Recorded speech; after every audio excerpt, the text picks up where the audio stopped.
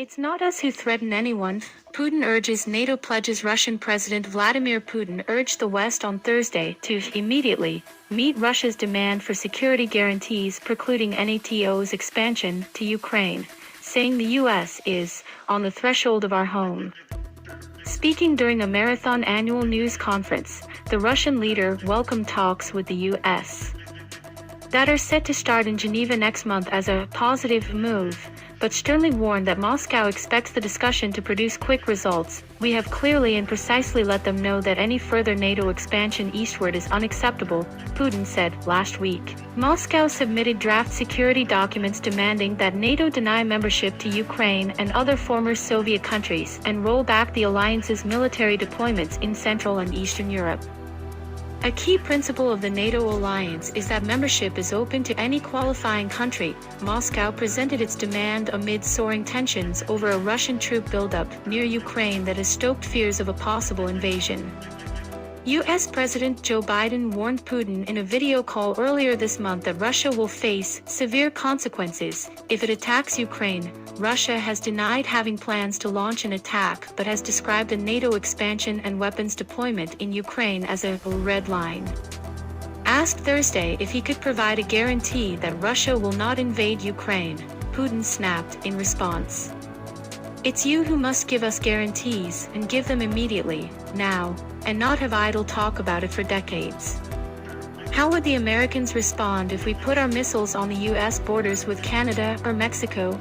He exclaimed. The U.S. and its allies have said they won't give Russia the kind of guarantee on Ukraine that Putin wants.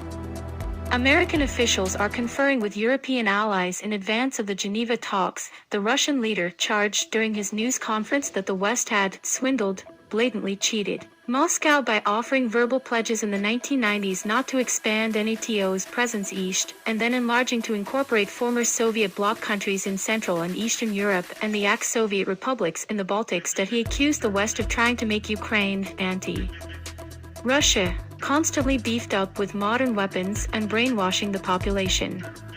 Russia can't keep living in anticipation of looming security threats posed by possible deployment of Western weapons in Ukraine.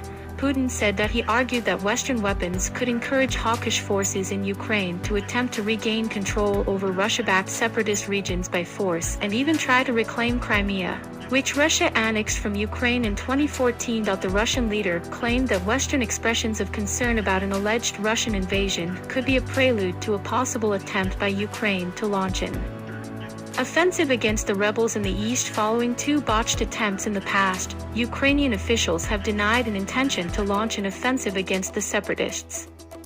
Ukraine's foreign ministry spokesman Oleg Nikolenko said Thursday that Putin's claim about Kyiv preparing a military operation is untrue. Russia annexed Ukraine's Crimean Peninsula in 2014 and shortly after cast its support behind a separatist rebellion in the country's east.